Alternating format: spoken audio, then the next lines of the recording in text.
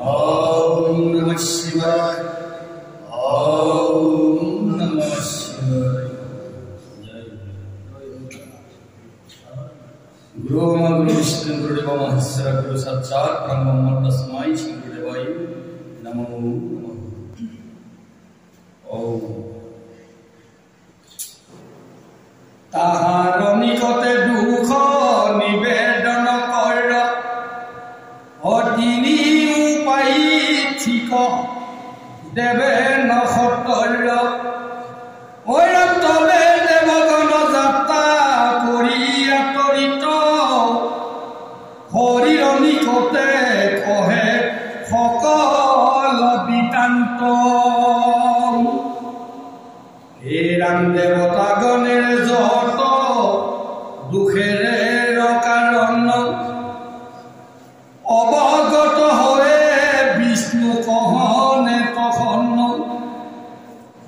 অযথা সনাতন ধৰ্ম বিদ্যমানৰ কথাই সকল দুখ বিনাশ নিশ্চয়। তাৰপিছত সমূহ দেৱতাগণ মিলি গৈ শ্ৰী হৰিৰ ভগৱন্তৰ ওচৰলৈ গ'ল। শ্ৰী হৰি ভগৱন্তৰ ওচৰত গৈ দেৱতাসকলে নিবেদন কৰি ক'লে যে হে ভগৱন্ত শ্ৰী হৰি, হে ভগৱন্ত বিষ্ণু, এই দৈত্যসকলে বহুত অন্যায় কৰি আছে আৰু দৈত্যসকল কি কৰি আছে আমাৰ লগতে পৃথিৱীখনত থকা মানৱ জাতিক অন্যায় সাধন কৰি আছে। গতিকে সেই প্ৰভু শ্ৰী হৰি যদি শীঘ্ৰেই যদি এই দৈত্যসকল বধ কৰা নাযায় তেতিয়াহ'লে এই বিশ্ব ব্ৰহ্মাণ্ডৰ পুনৰগতি হ'ব। গতিকে হে হৰি বিষ্ণু, আপোনাৰ ওচৰত নিবেদন কৰিছোঁ, আপোনালোকে সোনকালে কি কৰক, এই দৈত্যসকল বধ কৰক। তেতিয়া শ্ৰী হৰি ভগৱান কয় যে এই দেৱতাসকলক ক'লে যে হে দেৱতাগণ, অসুৰসকলক দৈত্যসকলক নিধন কৰাটো ইমান সহজ কথা নহয়। কাৰণ তেওঁলোকে দৈত্য ধৰ্ম ত্যাগ কৰি সনাতন ধৰ্মক আচৰণ কৰিছে আৰু সনাতন ধৰ্ম যদি আচৰণ কৰি থাকে তেওঁ কেতিয়াও ভাবি হ'ব নোৱাৰে আৰু তেওঁ সদায় শক্তিশালী হৈ থাকিব। গতিকে দৈত্যসকল যেতিয়া অসুৰ ধৰ্ম দৈত্যসকলে যেতিয়া দৈত্য ধৰ্ম ত্যাগ কৰি সনাতন ধৰ্মক যেতিয়া অৱলম্বন কৰিলে তেতিয়াহ'লে আপোনালোকে কোনোদিন সেই অসুৰক নিধন কৰিব পাৰিম বুলি নেভাবিব। কাৰণ যেতিয়ালৈকে এই সনাতন ধৰ্মত এই অসুৰসকল বিদ্যমান থাকিব তেতিয়ালৈকে তেওঁলোকৰ মৃত্যু নহ'ব। এই কথা তোমালোকে ভালকৈ শুনি লোৱা। এই বুলি শ্ৰী হৰি ভগৱন্ত বিষ্ণুৱে দেৱতাসকলক প্ৰকাশ কৰিলে। কৃষ্ণ বিষ্ণু মনোমাইক কৰিয়া সৰ্বন অতীত বিখন্ন হইলেন দেৱগণ মলিন বদনাল বুজে দেৱগণ পৰে হৰিপতি কহিলেন অবেদনত চৰে ঐৰাম হে কৰুণা হলে মুৰাকে মন কৰিয়া পুৰে অৱস্থান কৰি নাপাই ভাবিয়া কে মন কৰিয়া ত্ৰিপুৰেৰ বিদ্যমানে নিৰত হৈব মুৰা ধৰ্ম অনুষ্ঠানে সমস্ত ককনত কৰ্তবে অকালে সংহাৰ অথবা কৰ্ণ এবে ত্ৰিপুৰে অংগাৰ। তাৰপিছত আপোনাৰ দেৱতাসকলে শ্ৰী হৰিক সম্বোধন কৰি কৈছে যে তেন্তে হে হৰি ভগৱন্ত, আজি এই ত্ৰিপুৰত তেতিয়াহ'লে কেনেকৈ লাভ হ'ব, এই দৈত্যসকলৰ কেনেকৈ লাভ হ'ব? যেতিয়ালৈকে এই দৈত্যসকল থাকিব মনুষ্য গন্ধৰ্ব আৰু এই বিশ্ব ব্ৰহ্মাণ্ডৰ কল্যাণ নহ'ব। গতিকে প্ৰভু আপুনি কিবা এটা কৰি অকালতে সিহঁতক নাশ কৰাৰ বাবে চেষ্টা কৰক, নহ'লে যদিহে আপুনি নাশ কৰিব নোৱাৰে তেতিয়াহ'লে সিহঁতৰ শৰণাগত আমি হ'বই লাগিব। গতিকে হে প্ৰভু ভগৱন্ত হে হৰে অকালতে কিবা এটা কৰি তেওঁলোক নাশ কৰিব যায় নি তাৰে কিবা এটা উপায় উলিয়াও বুলি দেৱতাসকলে শ্ৰী হৰি ভগৱন্তৰ চৰণত নিবেদন কৰিছে। বিষ্ণুৰূপী ৰূপ কহি দেৱগণ বাৰ বাৰ দুখ নিতে কৰে নৰুদন এইভাৱে বিষণ্ণ দেখিয়াৰ দেৱগণে ভগৱান বিষ্ণু চিন্তি লেন মনে মনে এখনে তীব্ৰ বাকী ধৰ্মপৰায়ণ সেইকাৰণে অমৰ সত্য কৰে যে অৰ্জন বহু পাপ কৰিয়াও যদি কোনোজন ভক্তি ভৰে কৰে মনে চেৰ অৰ্চন হেৰাম পদ্মপতে জলযথা স্পৰ্শৰ নাহি কৰে সেই ৰূপ কোন পাপতাৰে নাহি ধৰে আৰু এই দৈত্যগণ কৰি লিংগাসন পাপহীন আৰু ভোগী হৈছে এখন। তেতিয়া শ্ৰী হৰি ভগৱন্তই দেৱতাসকলক সম্বোধন কৰি কলে যে হে দেৱতাসকল আমি সকলোৱে সমস্যা আহ্বান কৰিছো, আমি সকলোৱে সমস্যা কৰিছো। আজি যি দৈত্যসকলে যিখিনি অত্যাচাৰ কৰি আছে এই দৈত্যসকলক বধ কৰিবলৈ বাবে আমিও এতিয়া চিন্তাত কৰিছো। কাৰণ তেওঁলোকে সনাতন ধৰ্ম অৱলম্বন কৰি পেলাই শিৱ শংকৰ মহাদেৱৰ পূজা অৰ্চন কৰি আছে আৰু লগতে লিংগ অৰ্চন প্ৰদান কৰিছে, অৰ্থাৎ লিংগ স্থাপনা কৰি তেওঁলোকে কি কৰি আছে সেই শিৱ মহেশ্বৰক পূজা অৰ্চন বন্ধন কৰি আছে। এটা কথা শুনা তোমালোকে মহাপাপী যদি হয়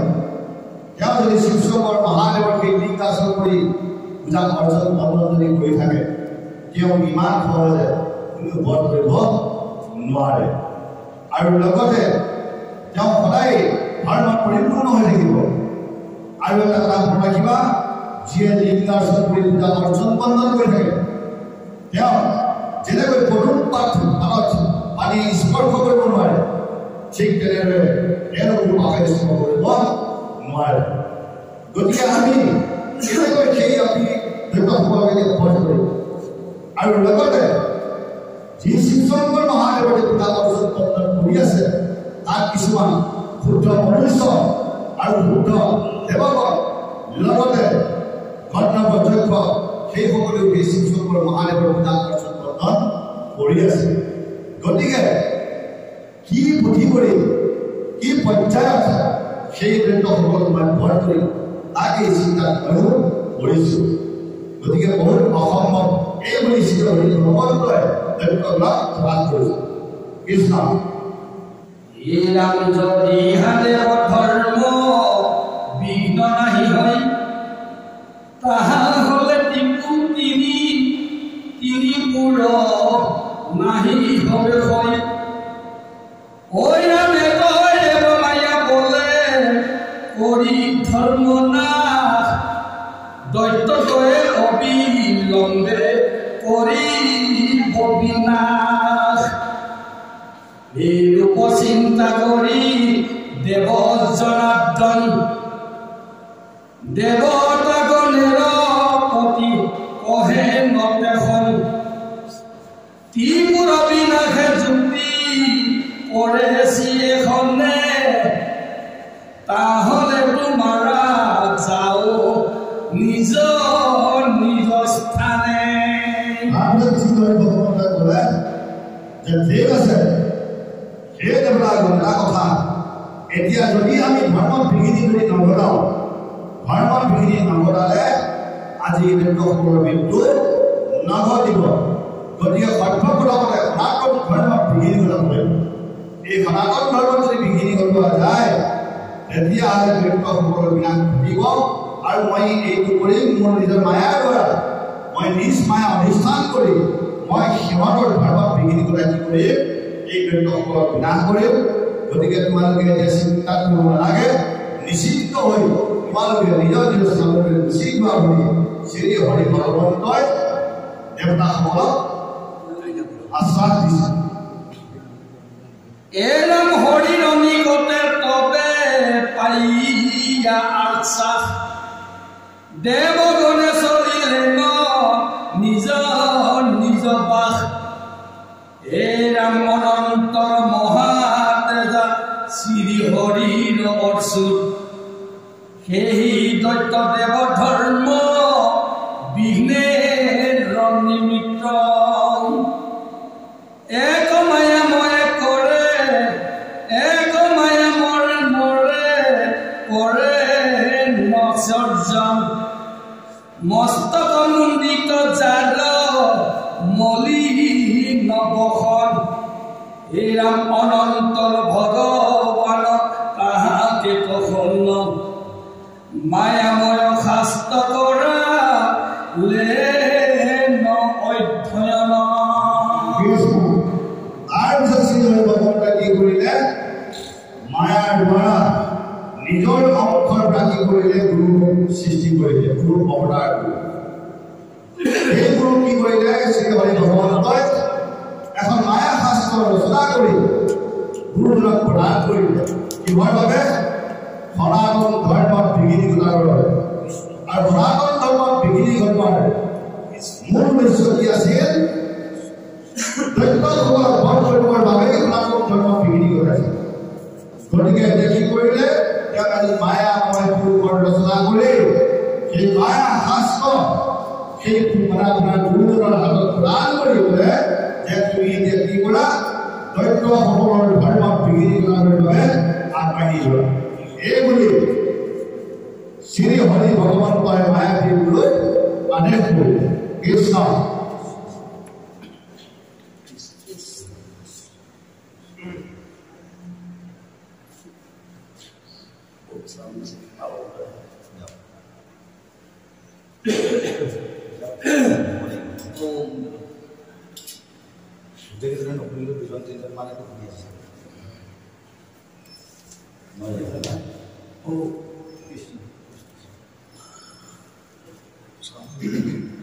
হে রাম পাঠকে জনার্দন কহে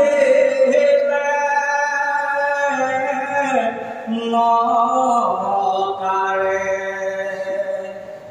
আমার আগার তুমি যাইবে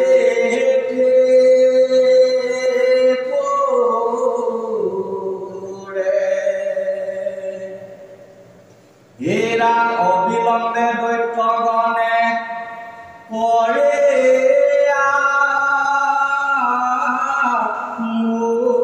মোহিত এই সর্বশাস্ত্র জ্ঞান দানে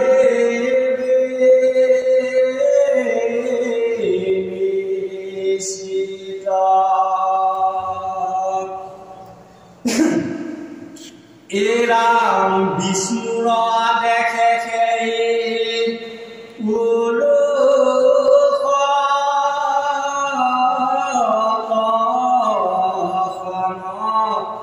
তাহার চরণ বন্ধি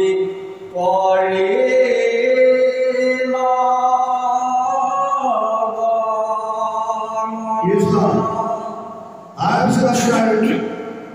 শ্ৰী হৰি ভগৱন্তই সেই মায়াবী গুৰুজনাক ক'লে যে এই মায়াবী গুৰু মই এক শাস্ত্ৰ তোমাক প্ৰদান কৰিছোঁ। এই মায়া শাস্ত্ৰলৈ তুমি কি কৰিবা? দৈত্যসকলক ধৰ্মত বিঘিনি ঘটাবলৈ চেষ্টা কৰিবা। এতিয়া প্ৰশ্ন হৈছে সেই মায়াময় শাস্ত্ৰত কি জ্ঞান আছিল? এই প্ৰশ্ন হৈছে মায়াময় শাস্ত্ৰত কি আদৰ্শ আছিল আৰু সনাতন ধৰ্মটো কি আদৰ্শ আছিল? তেন্তে কি ধর্মতে বিহীন মানে আপনার নাম করতে দেয়া আছে কি মায়াবী গুরু আছে আর কি ধর্ম নাম করবে পাবে শ্রী হরি ভগবান করে আজ্ঞা দিছে বা কি ধর্ম বিনাশ কৰিব লাগে সেই মায়া শাস্ত্ৰ আৰম্ভ কৰিছিল অৰ্থাৎ মায়া শাস্ত্ৰখনত প্ৰকাশ আছিল যে এক ঈশ্বৰ বাহিৰে কোনো নাই एक ईश्वर बाहिरे কোনো নাই एक ईश्वर बाहिरे দ্বিতীয় জন নাই আৰু লগতে বেদৰ ধৰ্ম বেদৰ কৰ্ম এইবোৰ ত্যাগ কৰিব লাগে এইবোৰ মনুষ্যৰ ধৰ্ম নহয় তপ জপ যজ্ঞ দান এইবোৰ কৰিব নালাগে এইবোৰ কৰিলে ঈশ্বৰক পোৱা নাযায় গতিকে মনুষ্যই কি কৰিব লাগে কেৱল এক ঈশ্বৰ বুলিয়ে মানিব লাগে আৰু এক ঈশ্বৰ বুলি মানি সেই এজনকে মানিব লাগে বাকী সকলোকে আমি ত্যাগ কৰিব লাগে এনেদৰে সেই মায়া শাস্ত্ৰৰ ৰচনা কৰিবলৈ কি কৰিছিল সেই গুৰুজনাক প্ৰদান কৰিছিল তাৰপিছত গুৰুজনাই কি কৰিলে সেই মায়া শাস্ত্ৰ লৈ আপোনাৰ দৈত্যসকলৰ ওচৰলৈ পালেগৈ আৰু সেই মায়া শাস্ত্ৰ ৰচনা কৰিবলৈ আৰম্ভ কৰিলে কৈছে যে হে দৈত্যসকল তোমালোকে এইবোৰ কি কৰ্ম কৰি আছা এই সনাতন ধৰ্ম অৱলম্বন কৰি আছা এই সনাতন ধৰ্ম অৱলম্বন কৰিলে তোমালোকে একো উন্নতি সনাতন ধৰ্মত একো নোপোৱা একো মুক্তি নাই ইয়াত কেৱল এইবিলাক মানে বেদৰ কৰ্ম বেদৰ ধৰ্মহে আছে কেৱল এইবিলাক কৰিলে তোমালোকে কি পাবা স্বৰ্গহে পাবা কিন্তু বৈকুণ্ঠ পাবা এনেদৰে কি কৰিছিল সেই আপোনাৰ মায়া গুৰু বিন্দুৱে প্ৰচাৰ কৰিবলৈ আৰম্ভ কৰিলে কৃষ্ণ ভাৱ এৰাম অবিলম্বে সেয়ে পুৰে কৰে আগমন নিকটস্থ এক বনে পাতে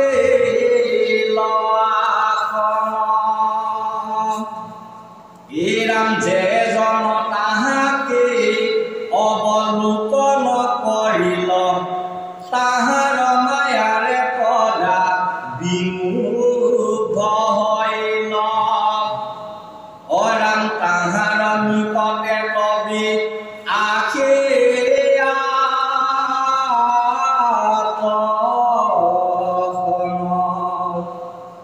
বখে ভূত হয় দীক্ষা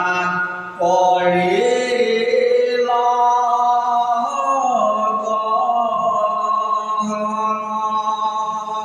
তাৰপিছত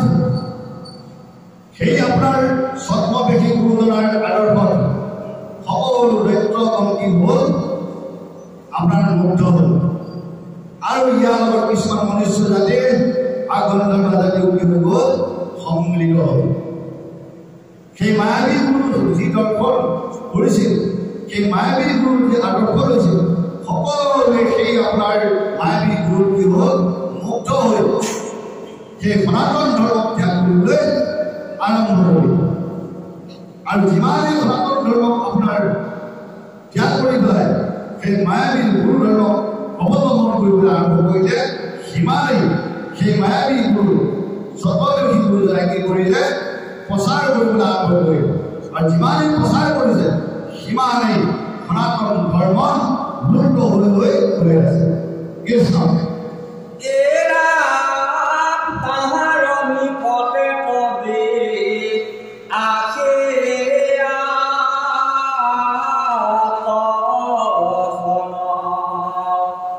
বখে ভূত হয় দীক্ষা কৰে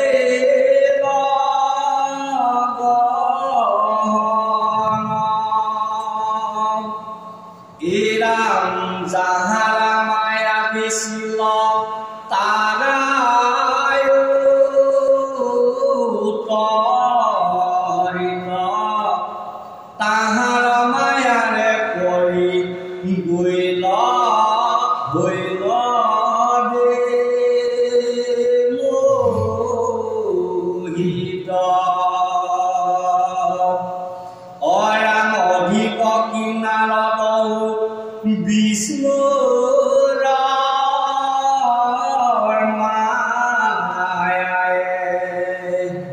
মুগ্ধ হইয়া অবিলম্বে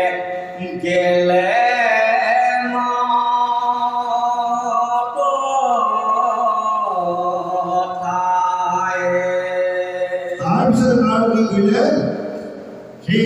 আপনার মায়ের গুরুনার বহৎ করে মনুষ্য গণনার রাজস দায়িত্ব অবহেলা কি করেছে সনাতন ধর্ম ত্যাগ করে অন্য ধর্ম অবলম্বন কৰিবলৈ আৰম্ভ কৰিলে কিন্তু এটা মানে ইয়াত বহুত আশ্চৰ্যজনক এটা কথা বিকালবৰ্তী যিটো নাৰদ আছিল সেই নাৰদ মুনি তেওঁ বহুত জ্ঞানী আছিল আৰু ভৱিষ্যত জীৱনৰ কথা সকলোকে তেওঁ জানিছিল কিন্তু তেওঁ আপোনাৰ বাচিব নোৱাৰিলে সেই মায়াবী পুৰুষ সংকট কোনে কৰিলে সেই নাৰদ মুনিয়ে সেই আপোনাৰ মায়াবী পুৰুষ সংকট কৰি নাৰদ মুনিৰ বন্ধলৈ আৰম্ভ কৰিলে এতিয়া মনতে এটা কথা হৈছে নাৰদ মুনিয়ে কিয় আপোনাৰ সেই মায়াবী পুৰুষ সংকট কৰিলে কাৰণ যদি নাৰদ মুনিয়ে যদি সেই মায়াবী পুৰুষ যদি ফল নলয় তেতিয়া এই ব্যক্তিসকলক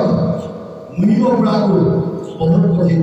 কাৰণ যি মূল যি এজন আপোনাৰ দৈত্য আছিল সেই দৈত্যকেইজনক নাশ কৰিবলৈ হ'লে নাৰদৰ বহুত প্ৰয়োজন আছিল সেয়েহে শ্ৰী হৰি ভগৱন্তই কি কৰিলে নাৰদৰ পাক স্বৰ্গত লৈ ল'লে নাৰদক সেই মায়া স্বৰ্গ পেলাই লৈ আপোনাৰ কি কৰিলে সেই মায়াবীৰ ওপৰত দিয়াই দিলে কৃষ্ণ অৰাম পৰে সেই পুৰুষে নিকট হৈতে দীক্ষা লাভ কৰিলে আনন্দে তচিতে অৰাম অন্তৰ দৈত্য বিদ্যুৎ মালে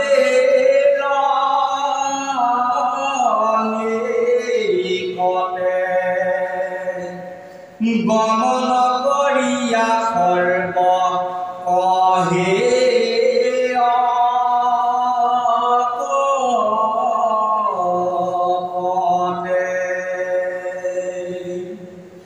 অৰাম হে দানৱৰাজয়ে ধৰ্ম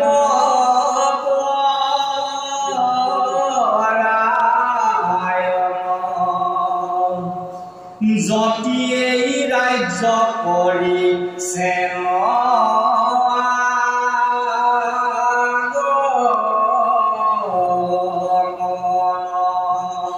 তাৰপিছত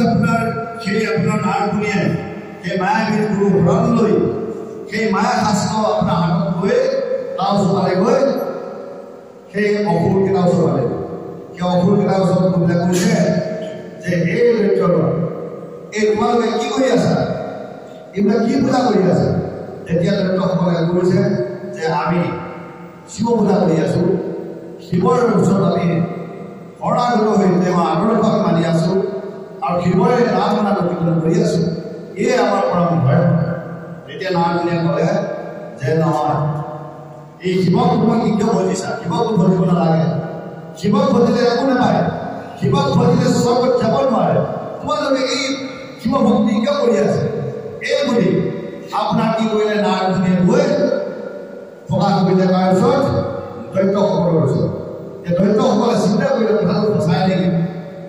আমি মিছাই শিৱ পূজা কৰি আছোঁ নেকি আমি মিছাই লিংগ পূজা কৰি আছোঁ নেকি এই মানে মায়াত তেওঁলোকে পৰি গ'ল এই মায়াত যেতিয়া সেই দৈত্যসকলে এতিয়া কি কৰিব লাহে লাহে শিৱৰ নিন্দা কৰিবলৈ আৰম্ভ কৰিব আগবাঢ়ক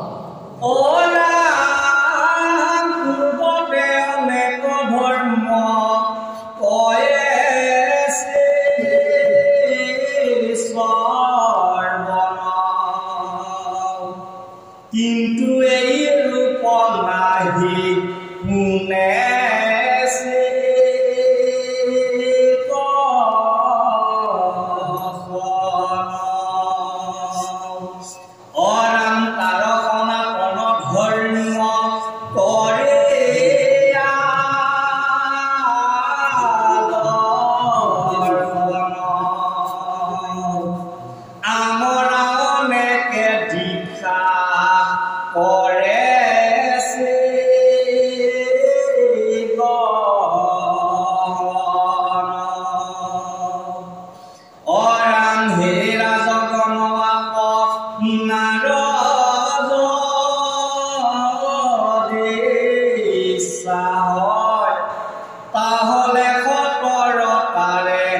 কৰুণ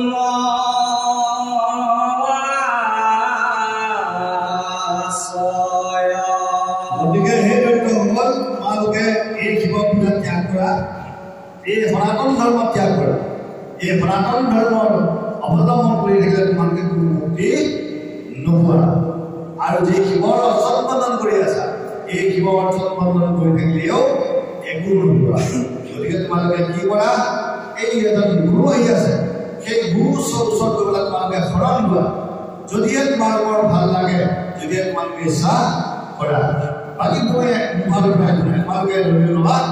নল'লেও এনেদৰে আপোনাৰ ডাঙৰজনে কি কৰিলে, সেই আপোনাৰ দৈত্যসকলক প্ৰকাশ কৰিলে। প্ৰকাশ কৰাৰ লগে লগে দৈত্যসকলৰ ওপৰত কি হৈ গ'ল, এতিয়া মায়াবী গুৰু বাক্য মানে আপোনাৰ ভ্ৰমণ কৰিবলৈ আৰম্ভ। ইয়াৰ পিছতখিনি আপোনালোকে কৃষ্ণ অৰাম অতি কৃপাবান তিনি জানি যে নিশ্চিত, তোমা দেখি অৱশ্যে কৰিবে দীক্ষিত। নাৰদৰ বাক্য দ্বৈত শুনিয়া মোহিত, চিন্তা কৰে নাৰদয় হৈল দেখিত। এৰাম তবে আমাদেৰ হুইয়া কৰিতে উচিত, এৰূপ চিন্তিয়া কথা হইল উপস্থিত। অৰাম মুণ্ডিত মস্তক কেহে যতিকে পঠায়, দেখিয়ায়ে মুগ্ধ হইল তাহাৰ মায়াৰ। অৰাম তখন বেদূত মালে কেহে মহাত মাৰে, ভক্তিতে প্ৰণাম কৰি কহে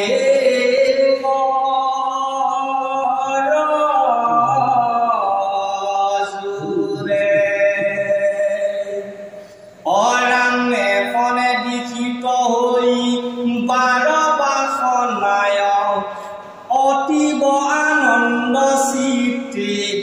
এখে চিহে ঠায়। অৰাম দৈত্যৰ এমন বাক্য কৰিয়া শ্ৰৱণ, সেয়ে মুণ্ডি ৰাজ কাপাৰি কহে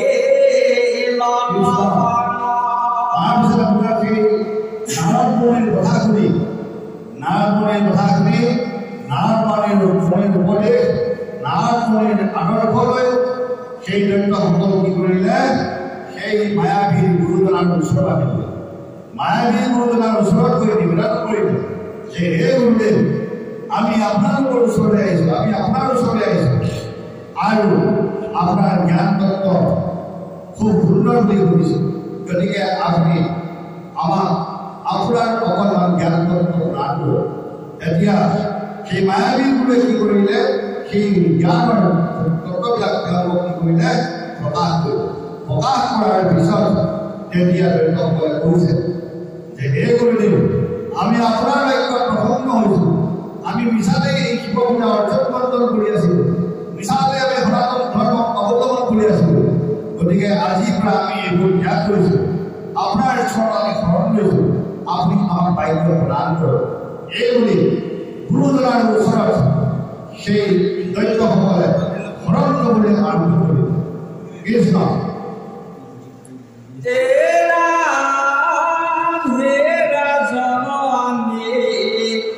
যাহা কহেব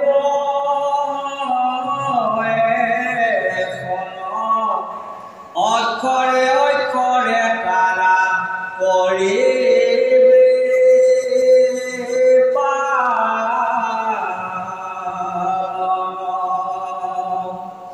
অৰাম দানৱ কহিল কৰে তাহাৰ মায়াই,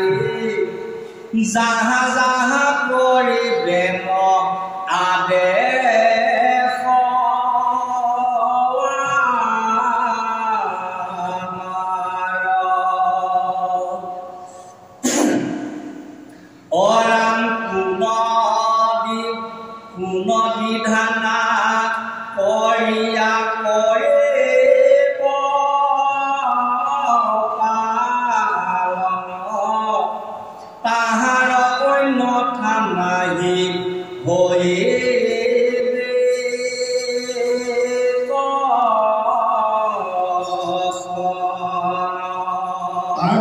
যেতিয়া দৰিদ্ৰসকলে সেই মায়াবী গুৰুচৰণ ধৰ্মে ক'লে যে সেই গুৰুজন আমাক ভাগ্য দিয়ক আপোনাৰ ওচৰত আমি শৰণ লৈছোঁ তেতিয়া গুৰুজনাই কি ক'লে শুনিব দৰিদ্ৰসকলে সেই দৰিদ্ৰসকল যদিহে তুমি মোৰ ওচৰত শৰণ ল'ব বিচাৰিছা কিন্তু এটা কথা ক'লে দিব লাগিব মই যেনেকৈ কওঁ তেনেকৈ তুমি মানিব লাগিব মোৰ কথা কোনোদিন তুমি অৱজ্ঞা কৰিব নালাগিব মই যি উপদেশ যি আদৰ্শ তোমাক প্ৰদান কৰোঁ সেই উপদেশ আদৰ্শ আখৰে আখৰে পালন কৰিব লাগিব যদিহে তেনেদৰে পালন কৰা তেতিয়াহে মই তোমাক শৰণ দিম আৰু নহ'লে শৰণ নিদিওঁ এইবুলি দৈত্যসকলক কি কৰিলে গুৰুজনাই প্ৰকাশ কৰিলে যে মোৰ আদৰ্শ মোৰ উপদেশ মানি লোৱাটো অনিবাৰ্য তোমালোকে মানিবই লাগিব এইবুলি গুৰুজনাই দৈত্যসকলক প্ৰকাশ কৰাৰ পিছত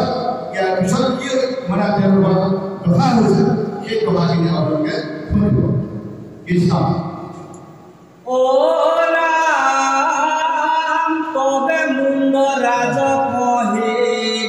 হে দানৱৰ পতি আমাকে দীক্ষিত আমি কৰিব সম্প্ৰতি অৰাম এমন কহিয়াকে পুৰুষতখন দৈতে লৈয়া নিজনেতে কৰিয়া গমন অৰাম যাহাতে তাহাৰ ধৰ্ম হৈয়ে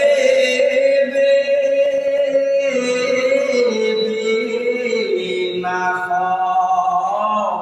প্ৰদান কৰিল তাৰে সেই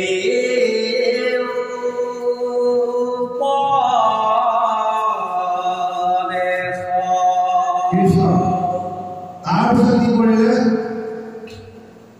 সেই অসুৰসকলে ক'লে হে গুৰুদেৱ আপোনাৰ কথাবোৰ আমি আখৰে আখৰে পালন কৰিম আপুনি যি আদৰ্শ যি উপদেশ আমাক প্ৰদান কৰিব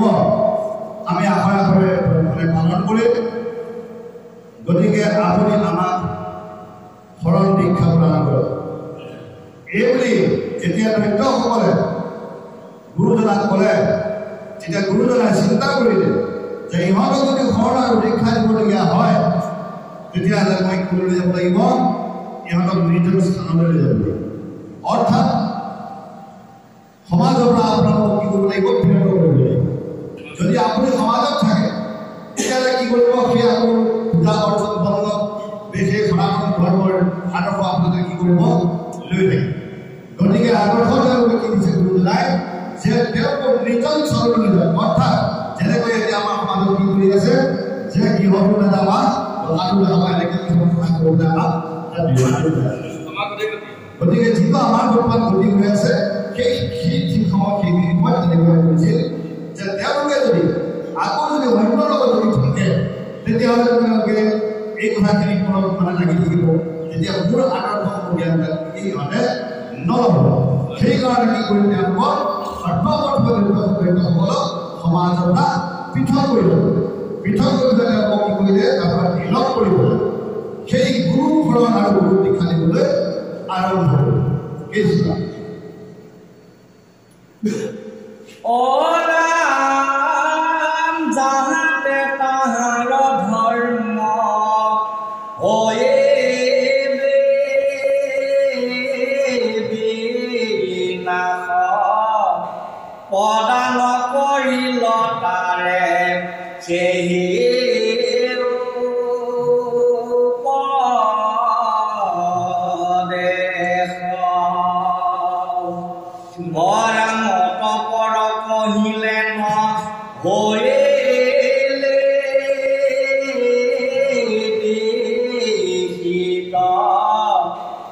মৰ্ম উপদেশ যত্নে পালি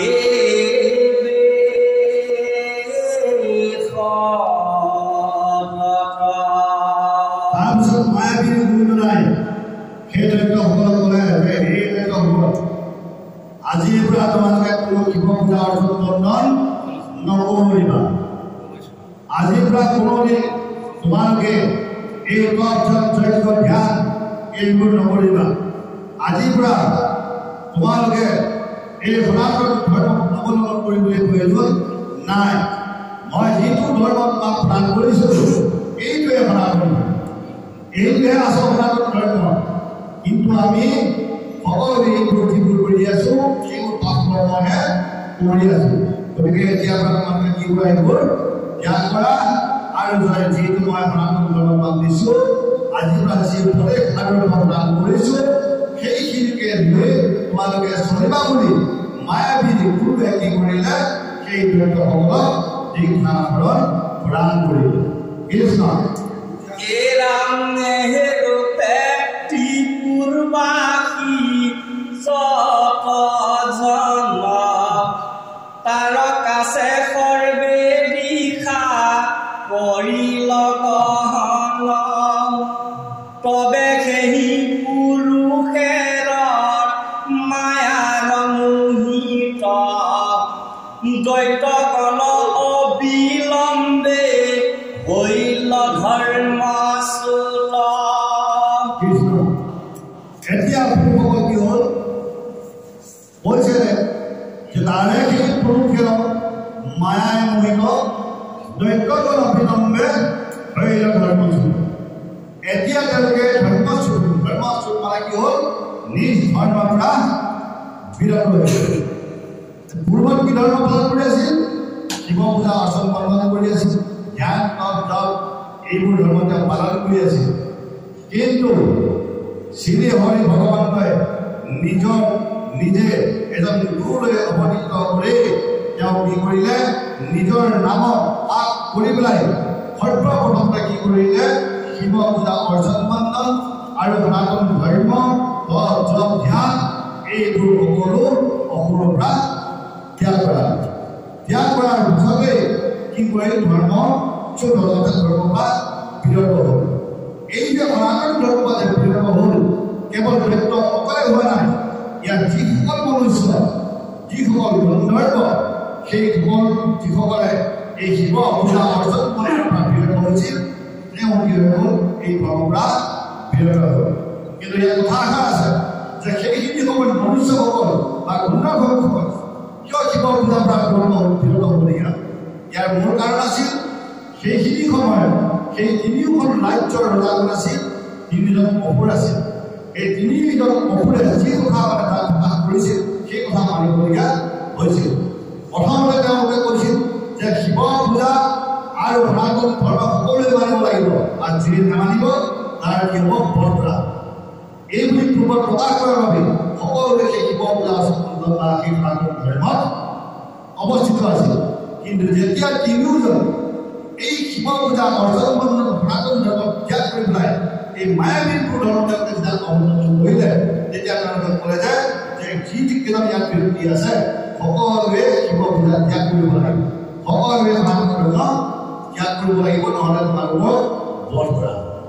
সেইবাবে কি কৰিলে সমূহ যিমানখিনি আপোনাৰ মনুষ্য আছিল যিবিলাক মানে আপোনাৰ গন্ধৰ্ব আছিল যি দৈত্যসকল আছিল সকলোৱে এই শিৱ পূজা যজ্ঞ অৰ্চন বন্ধন হৰি ভক্তি সকলোৱে ত্যাগ কৰি গুচি গ'ল আপোনাৰ এই সনাতন ধৰ্মৰ যি বিপৰীত মায়া ধৰ্ম আছিলে সেই মায়া ধৰ্মলৈ গমন কৰি। কৃষ্ণ এৰাম শিৱ পূজা শ্ৰাদ্ধ ধৰ্ম শ্ৰীধৰ্ম যজ্ঞ পৰ্বকালে স্নান বেদ ধৰ্মেৰ প্ৰসংগ এৰাম দানা দিশকল কৰ্ম বিনষ্ট হৈ লগ বিষ্ণুৰ গায়ে মায়া অধিষ্ঠান কৰিল। এতিয়া আপোনালোকে নিশ্চয় বুজি পাইছে যে বিষ্ণু মায়া আমাৰ এই বিশ্ব ব্ৰহ্মাণ্ডৰ মাজত আৰু এই পৃথিৱীৰ মাজত বৰ্তমান প্ৰতিষ্ঠান হৈ আছে। বিষ্ণু মায়া বৰ অসীম মায়া, অচিন্ত মায়া। বিষ্ণু মায়া বুলিবলৈ বহুত অধিক। গতিকে আজি আমাৰ এই বিশ্ব ব্ৰহ্মাণ্ডত যি বিষ্ণুৰ মায়া অৱস্থান কৰি আছে সেই বিষ্ণুৰ মায়াৰ বাবে আমাৰ ধৰ্মত বিঘিনি ঘটিছে যি পূৰ্ব ধৰ্ম আমি পালন কৰি আছিলোঁ সেই পূৰ্ব যি ধৰ্ম আজি আমাৰ বিনাশ হ'বলৈ গৈ আছে আৰু যি বেদৰ ধৰ্ম যি বেদমন্ত্ৰ সেই বিবেদ কৰ্ম সকলোকে মানুহে এতিয়া চিন্তা কৰিবলৈ আৰম্ভ কৰি আছে আৰু যিটো আমি স্বাৰ্থ পালোঁ সেই স্বাৰ্থ কৰিব নালাগে বুলি আমাক কি কৰিছে প্ৰচাৰ কৰিছে প্ৰকৃততে স্বাৰ্থ ধৰ্ম ইয়াত কৈছে আপোনাৰ যে শিৱ পূজা স্বাৰ্থ ধৰ্ম কৃষ্টি ধৰ্ম আৰু যজ্ঞ লগতে কি দান কম এইবোৰ হ'ল আমাৰ মনুষ্য ধৰ্ম আছিল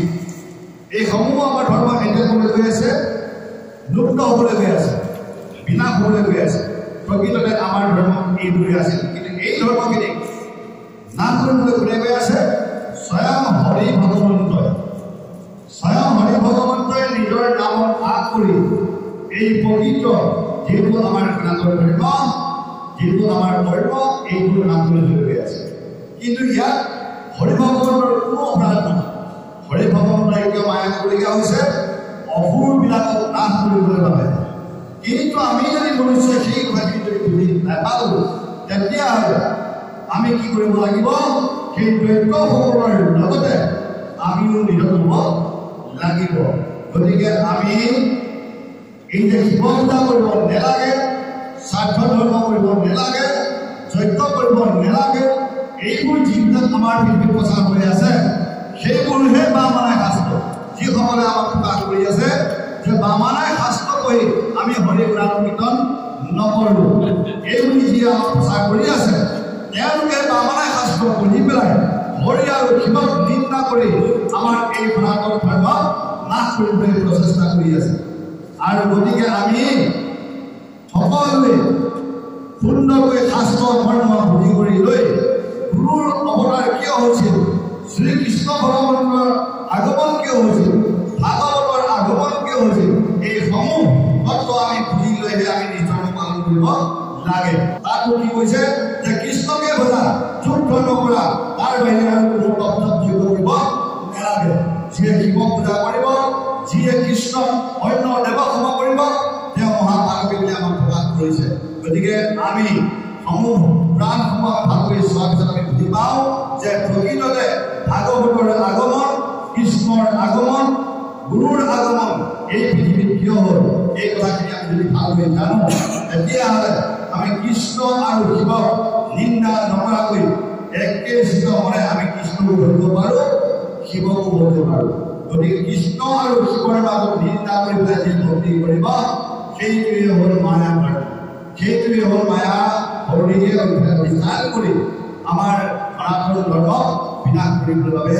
আগবাঢ়িছে গতিকে আমি সমূহ ভকতে বুজিবলৈ কি কৰিব লাগিব শিৱ বিষ্ণু ভিন্ন কৰাকৈ শিৱ আৰু কৃষ্ণ ভিন্ন কৰাকৈ আমি স্বধৰ্মত থাকি যিয়ে ভক্তি কৰিম সেইটোৱে সনাতন ধৰ্ম অন্যথা এই সনাতন ধৰ্মৰ পৰা যিবিলাক ভাল ফিৰিলি গুচি গৈছে তেওঁ কেতিয়াও প্ৰকৃত ধৰ্ম নহয় এইটোৱে হ'ল পৰম সত্য কৃষ্ণ